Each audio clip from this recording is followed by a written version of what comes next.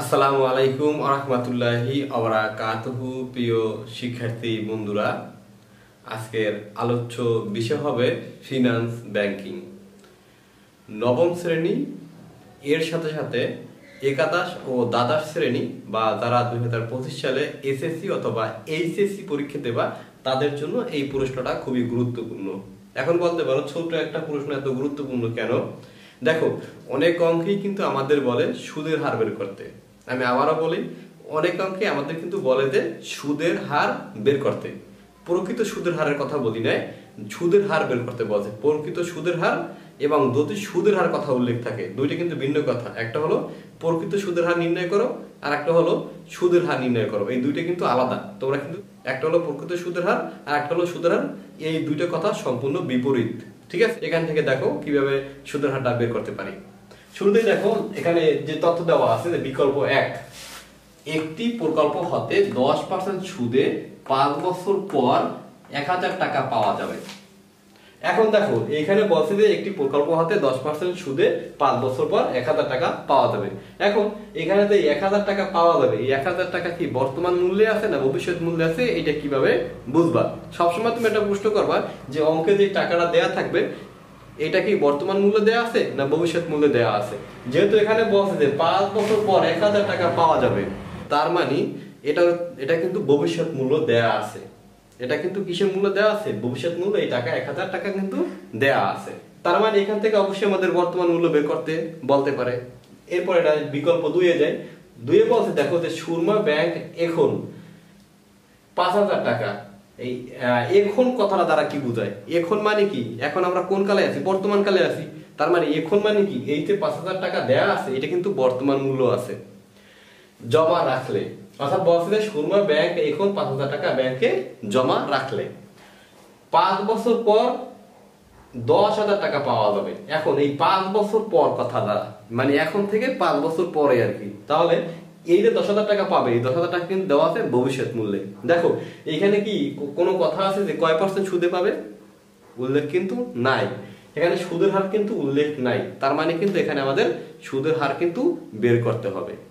যাই হোক, এখন আমরা আসি ক নাম্বার প্রশ্নে। এখানে বলছে চক্রবৃদ্ধি সুদ কাকে বলে। এরপরে আছে দেখো খ নাম্বার, অর্থের বর্তমান মূল্য বলতে কি বোঝায়। এই দুইটা প্রশ্ন আমরা সবার শেষে গিয়ে আলোচনা করব। এরপরে আসে গ নাম্বার, বলছে সুরমা ব্যাংকের সুদের হার নির্ণয় করো। এখন দেখো এখানে যে সুরমা ব্যাংক কোথায় আছে? বিকল্প 2 আছে। 2 এর কি নির্ণয় করতে বলছে? সুদের হার নির্ণয় করতে বলছে। এরপর আছে গ নাম্বার, অর্থের সময় মূল্যের ধারণা অনুযায়ী বিকল্প 1 হতে কত টাকা লাভ বা ক্ষতি হবে নির্ণয় করো। ক্ষতি তো হবেই না, বরং লাভ হবে। যাই হোক, এটা আমরা পরে বের করব। তাই শুরুতেই আমরা যাই গ নাম্বার।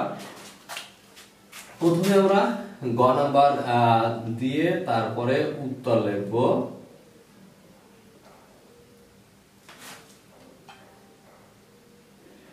এখানে শুরুতে লিখে নেব যে সুরমা ব্যাংকের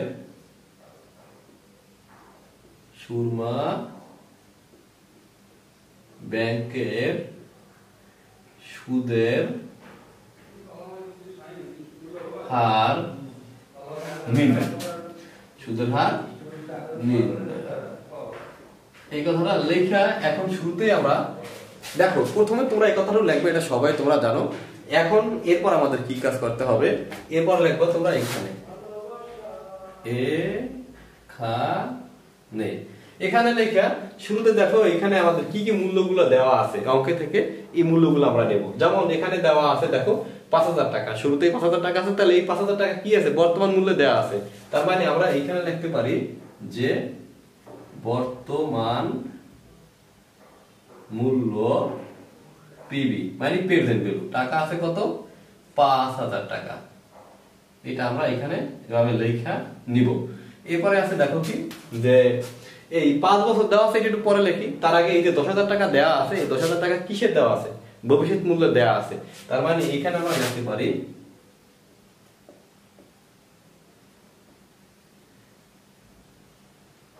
ভবিষ্যৎ মূল্য এফবি মানে ফিউচার ভ্যালু। টাকা আছে কত? 10,000 টাকা। এই কথাটা আমরা এভাবে লিখে নেব। এরপরে লিখে নেব দেখো এখানে আছে 5 বছর। তার মানে আমরা এই বছরটারে কি দ্বারা এই অঙ্কে আমরা নির্ণয় করি? এন দ্বারা। তার মানে আমরা এখানে শুরুতে লিখে নিই আগে যে মেয়াদকাল লিখতে পারো, মেয়াদকাল। এই মেয়াদকাল দ্বারা বুঝে কি এন, এন সমান সমান আছে 5 বছর। ঠিক আছে, এবার দেখো এইখানে যে যতটুকু উদ্দীপকে দেওয়া আছে এর বাইরে আর তো কোনো কিছুই দেয়া নাই। তার মানে আমাদের কিসের বের করতে হবে? সুদের হার। তার মানে এখানে লিখে নেবা যে সুদের হার আই মানে ইন্টারেস্ট। এখানে যেহেতু আমাদের নির্ণয় করা লাগবে এজন্য আমরা প্রশ্নবোধক চিহ্ন দিলাম। এখন এখানে শুরুতেই আমাদের কিন্তু কি করতে হবে? সূত্র প্রয়োগ করতে হবে। এখন কোন সূত্র প্রয়োগ করবা এইটা একটা বিষয় না? প্রিয় শিক্ষার্থীরা, এখানে যেহেতু বর্তমান এবং ভবিষ্যৎ মূল্য দেয়া আছে, তার মানে আমাদের কিন্তু এখানে ভবিষ্যৎ মূল্য সূত্র প্রয়োগ করে তারপর কিন্তু সুদের হার নির্ণয় করা লাগবে। তার মানে এখানে শুরুতেই আমরা লিখে নেব যে ভবিষ্যৎ মূল্য সমান এপি ব্র্যাকেটে দেয়া যায়, সমস্যা নাই। এরপর লেখা সমান সমান পিবি, এরপরে 1 প্লাস আই পার হবে এন। এটি কিন্তু সূত্র, এটা কিন্তু সম্পূর্ণ সূত্রটা প্রয়োগ করছি। তোমরা কিন্তু এটা অবশ্যই মুখস্থ করে নেবা আর আশা করি তোমরা পারো। যাই হোক, এরপরে এখন দেখো এইখান থেকে জাস্ট আমরা এই যে তথ্যগুলা এইখান উদ্দীপক থেকে নিছি এগুলো জাস্ট আমরা এখানে বসাই দেব। দেখো ভবিষ্যৎ মূল্য, ভবিষ্যৎ মূল্য আমরা টাকা লেখালাম কত? 10,000 টাকা। তাহলে শুরুতে আমরা এখানে সমান সমান দিয়ে 10,000 টাকা উল্লেখ করে দেব। দেওয়ার পরে বেশি হয়ে গেছে, সরি, 10,000 টাকা এখানে উল্লেখ করে দেব। এবার দেখো আছে কি? সমান সমান দিলাম, সমান সমান পিবি। পিবি টাকা আছে কত? 5,000 টাকা। তাহলে এখানে আমরা লিখলাম 5,000 টাকা। এরপরে ব্র্যাকেট, এরপরে 1 যোগ আই। আই মানে কি? সুদের হার। সুদের হারটা কি দেওয়া আছে? নাই। যেহেতু দেওয়া নাই এটা সরাসরি ভাবে নামাই যাব।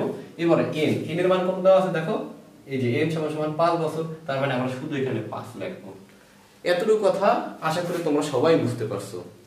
এবার আমরা কাজ করব যে এখানে যেহেতু দুইবার সমান সমান হয়, শুরুতে আমরা এখানে বা লিখে দেব যে বা। এবার আবার এখানে বা দিয়ে দেব। এখন দেখো, এখন আমরা কি কাজ করতে পারি? সব সময় আমরা নিজেকে নিজে একটা প্রশ্ন করব, এখন আমার করণীয় কি বা কিভাবে এটা বের করতে পারি। তাহলে দেখো এখন আমরা কাজ করব কি, যে এই 10,000 টাকা এই পাশে নিয়ে নেব এবং এই সেক্টরে এই পাশে, অর্থাৎ ডান সাইডটারে বাম পাশে, বাম সাইডটারে ডান পাশে নিয়ে নেব। তাহলে আগে আমরা ডান সেক্টরে বাম সাইডে আনি 5,000 টাকা। এরপরে 1 যোগ সুদের আই মানে সুদের হার, তারপর আছে 5, এটার সমান সমান দিয়ে 10,000 টাকাটারে আমরা এই পাশে নিয়ে নেব। এই পাশে নেওয়ার পরে এখন আমাদের কাজ হলো যে আমরা কিভাবে পরের ধাপটা করতে পারি। দেখো পরের ধাপটা যদি আমরা এই 5,000 টাকা এই পাশে নিয়ে যাই ভাগ আকারে, তাহলে কেমন হয়? তাহলে কিন্তু আমরা ভাগ করতে পারি, মানে মোটামুটি একটা উপায়ে যায় আর কি। ঠিক আছে, এছাড়া কিছু করতে পারি না আপাতত। তাহলে আমরা কাজ করবো কি, এখানে আবার বা লেখা যে 1 যোগ তারপরে আই 5, এবারে সমান সমান লেখা উপরে আমরা লিখবো এই 10,000 টাকা আর নিচে লিখবো এই 5,000 টাকা। এরপর আমাদের নেক্সট কি কাজ? নেক্সট আমরা কি করতে পারি? দেখো নেক্সট আমাদের কাজ হবে অবশ্যই এটা ভাগ করা যায়। তার মানে আবার বা লেখো, বা লেখা যেটা আছে ওইটা হুবহু উঠাই দেবা, সমান সমান দেবা। এরপর দেখো আমরা যদি 5,000 টাকারে 10,000 টাকা দ্বারা ভাগ করি, তাহলে 5 দুগুণে কত হয়? 10। তার মানে কত হয়? 2 হবে। কিন্তু এখানে তোমরা চাইলে তোমরা সবাই ক্যালকুলেটরে ভাগ করে দেখবা যে 10,000 এর ভাগ দেবা কত দ্বারা? 5,000 দ্বারা। তাহলে হবে কিন্তু 2 হবে। এরপর আমরা আসি নেক্সট। নেক্সট কিভাবে করা যায় দেখো, এটাকে আমরা বা লিখতে পারি যে এখন এটাকে দেখো আর কি করা যায়, মানে কিভাবে আর বের করতে পারি। এখন যদি এইখান থেকে আমরা দেখি যে আমরা পারি এই যে পাওয়ার আছে 5 বা 5, এই 5 পাওয়ার দ্বারা কিন্তু এই পাশে আনতে পারি। আর এই পাশে আনলে অবশ্যই কিন্তু 2 এর উপরে কিন্তু পাওয়ার হবে। তাহলে দেখো আমরা যদি কোনো পাওয়ার দ্বারে বাঙ্গাই যদি কোনো পাওয়ার দ্বারা যদি এই পাশ থেকে ওই পাশে নিয়ে নিই, অবশ্যই একটা রুট আসে, রুট কিন্তু আসে। বা আমরা পাওয়ারটা যদি উঠাইতে চাই তাহলে কিন্তু এক্ষেত্রে রুট আসে। এই রুট না নিয়ে রুটের মান কত আমরা জানি যে হাফ, মানে অর্ধেক।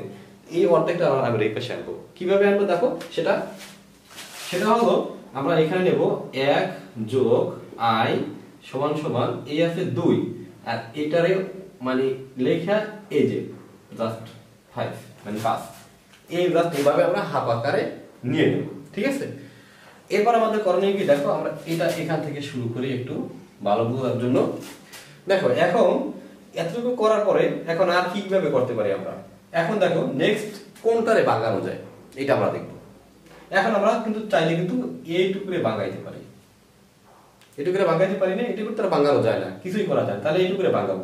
এইটুকুরে ভাঙানোর জন্য আমরা এইখানে সমান সমান দেব, দেওয়ার পরে প্রথমে আগে লিখে নেব 1 যোগ i, তারপরে সমান সমান দিয়ে আমরা কাজ করব এই দুইটার এইভাবেই লিখব। লেখার পরে তুমি জাস্ট আর কাজ করবা ক্যালকুলেটরে কি কাজ করবা দেখো, শুরুতেই আমরা কাজ করব এই যে প্রথমে লিখবো 1, তারপরে 1 করে ভাগ দেব কত দ্বারা, 5 দ্বারা, 5 দ্বারা ভাগ দাও, তাহলে দেখো 1 এর যদি 5 দ্বারা ভাগ দাও তাহলে 0.2 হয়, তাহলে 0.2 যদি আমরা এখানে লিখতে পারি যে 0.2, তুমি এইভাবে পরীক্ষা খাতায় লিখলে কিন্তু ভুল হবে না, যে উপরে লিখবা কি 0.2, বা সহজে বোঝার জন্য তুমি চাইলে একাত্তর করতে পারো, আমি কিন্তু ভাগায় ভাগায় তোমাদের করে দেখাইতেছি। এখন এখানে কাজ কি দেখো, পরের লাইনে এক লাইন একটু বাড়তি হবে, 1 যোগ i সমান সমান লেখা, সমান সমান লেখার পরে নেক্সট তোমার কাজ হচ্ছে ক্যালকুলেটরে যে প্রথমে 2 উঠাবা, উঠানোর পরে তোমার এই যে পাওয়ার আছে এই পাওয়ারটা দেবা, পাওয়ারটা দেওয়ার পরে এখানে লিখবা যে 0.2 লেখা জাস্ট তুমি সমান সমান প্রেস করবা, তাহলে তোমার ফলাফলটা আসে যাবে।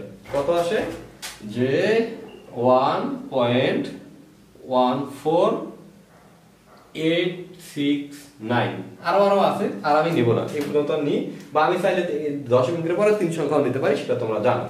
যাই হোক, এখন আমাদের কাজ কি দেখো, এখন আমরা কিভাবে করতে পারি, দেখো এতটুকু করা শেষ না, এখন আমরা কাজ করি এই যে 1, এই 1টা চাইলে তোমরা এই পাশে প্লাস আকারে আছে, এই পাশে নিলে মাইনাস আকারে মাইনাস হবে, সাইন পরিবর্তন হয়ে যায় আমরা জানি। তাহলে আমরা কাজ করব যে এখানে i থাকে শুধু, আর অবশ্যই এটা বা হবে, সরি, তাহলে আমরা কাজ করতে পারি যে এখানে i সমান সমান আর 1.148, যেহেতু আমরা দশমিকের পরে 2 সংখ্যায় নিতে চাই, আমরা 4 সংখ্যা নেব, বেশি নেব না, তো যেহেতু এখানে আছে 9, ঠিক আছে, এখানে 6 না, এখানে আমরা 7 লিখতে পারি, মানে 5 থেকে এর উপরে থাকলে তখন কিন্তু তোমার 1 যোগ করতে হয়, সেটা আমরা সবাই জানি। এরপরে আমরা কাজ করব এখানে মাইনাস, এই যে 1 আলে এই 1 দিয়ে দিই। এখন দেখো, এখন আবার তুমি বা দাও i সমান সমান দাও, এখন তুমি কিন্তু এখন এই স্বাভাবিকভাবে আমরা যদি বুঝি এই 1 থেকে যদি 1 চলে যায় এখানে নয়, দেখো এইভাবে হবে। এখন দেখো, এখন যদি আমরা স্বাভাবিকভাবে এই 1 থেকে 1 বিয়োগ দিই, তাহলে আমরা লিখতে পারি কত, 14 8 7, এটা কিন্তু থাকে।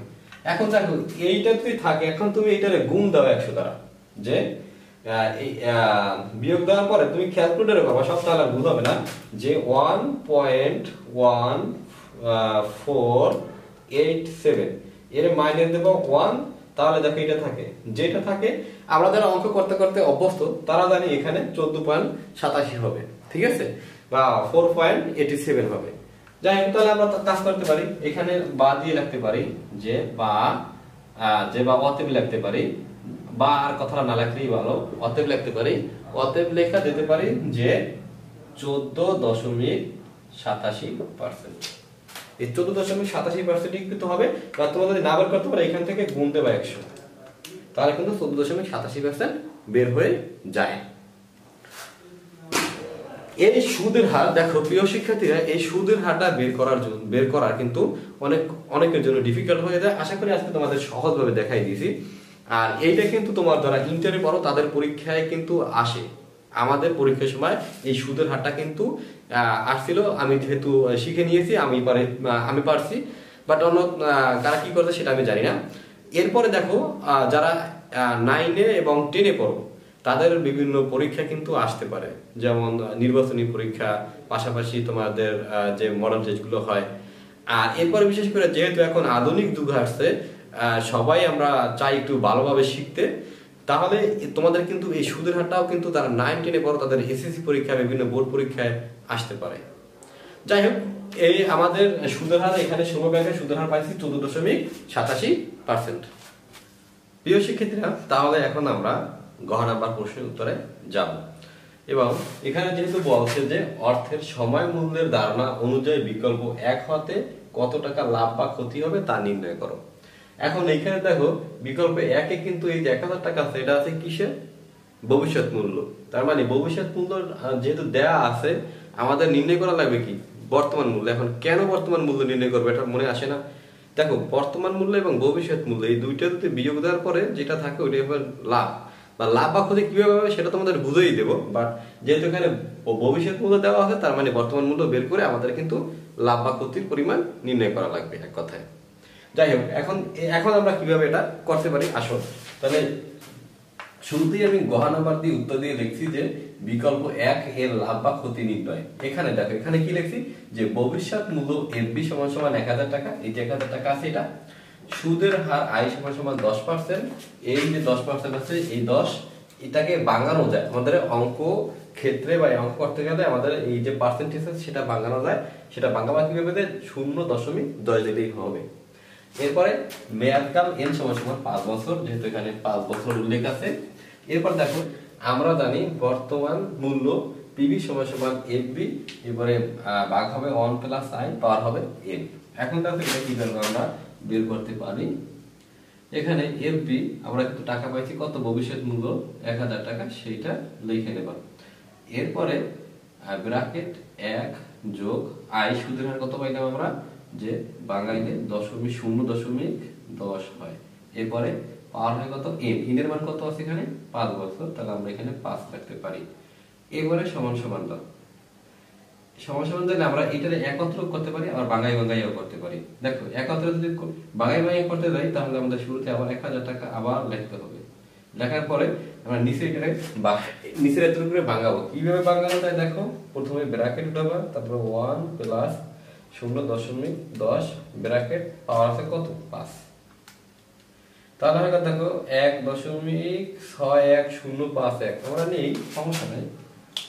তাহলে হয় 1.6105। এখানে আরো 1 আছে, একটা নিলাম না আমরা। এখন আমরা কাজ করব যে সম্পূর্ণটা ভাঙাবো, যে 1000 ভাগ দেবো এখানে যেটা আছে এটা, যে 1.6105। তাহলে দেখো টাকা হয় তোমার যে 620.93 টাকা লেখা যায়। 620 টাকা 20 টাকা আর 93 পয়সা হয়, তাই এটা তো আমরা এভাবেই লিখি। এখন দেখো, এখন আমরা এটা কিন্তু যে পাইছি, এটা কিন্তু বর্তমান মূল্যটা বের হয়ে গেছে। এখন আমাদের কাজ করতে হবে লাভ ক্ষতি নির্ণয়ের জন্য। এইভাবে লিখতে হইবে যে অতএব লাভ অথবা ক্ষতি সমান সমান ভবিষ্যৎ মূল্য থেকে তুমি বর্তমান মূল্য বিয়োগ দিলেই কিন্তু লাভ বা ক্ষতি পেয়ে যাবা। অবশ্যই যেহেতু তোমার ভবিষ্যৎ মূল্য টাকা আছে কত? 1000 টাকা, সেই 1000 টাকা আগে লিখে নেবা।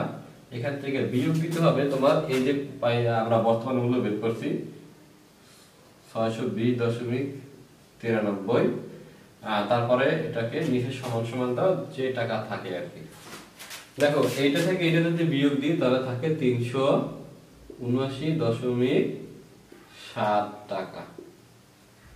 তাছাড়া এখান থেকে দেখো ভবিষ্যৎ মূল্য বেশি দেওয়া আছে না, বর্তমান মূল্য বেশি দেওয়া আছে। যেহেতু এখানে ভবিষ্যৎ মূল্য 1000 টাকাই বেশি আছে, তার মানে এই টাকাটা কিন্তু তার লাভ হয়েছে। ঠিক আছে, আবার বলতো কিভাবে লাভ হয়েছে আমরা অন্যভাবে বুঝতে পারি। তো দেখো, সে বর্তমানে যে টাকা জমা দিতে ব্যাংকে, টাকা দেওয়া লাগে 620.93 টাকা। এই টাকা জমা দিয়ে সে 5 বছর পর পাইছে কত? 1000 টাকা। তার তো লস হয় না, সে যে টাকা জমা দিয়েছে তার থেকে তো বেশি টাকা পাইছে। কয় টাকা বেশি পেয়েছে? এই যে 379.7 টাকা। তার মানে এটাই হবে এখানে লাভ। এখানে আমরা লিখতে পারি অতএব লাভ 379.07 টাকা। অনেকের দেখো আরেকটা জিনিস বুঝাই, আবার অনেকে বলবো যে অঙ্কে আপনার ভুল আছে, এটা সেটা। অনেকের একবারে দশমিকের পরে 8 হইতে পারে, আবার দশমিক পরে 7 হইতে পারে, দশমিকের পরে 6ও হইতে পারে। মানে 6 নাও হইতে পারে, কিন্তু 6 হইতেও পারে। তার মানে 1 যদি কম বা বেশি থাকে তার মানে তোমার অঙ্ক কিন্তু ভুল নাই, তোমার কিন্তু অঙ্ক 100% ঠিক আছে। তুমি মনে রাখবা যে মূল টাকা যেটা আছে যেমন 379 টাকা, এই টাকাটা ঠিক থাকলেই হয়েছে।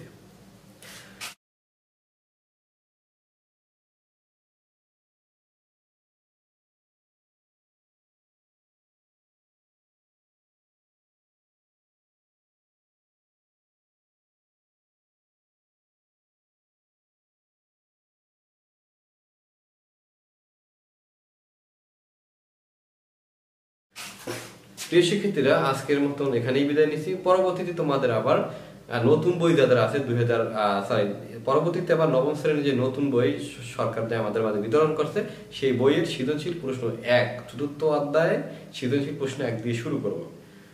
সবাই সুস্থ থাকো, ভালো থাকো, আল্লাহ হাফেজ।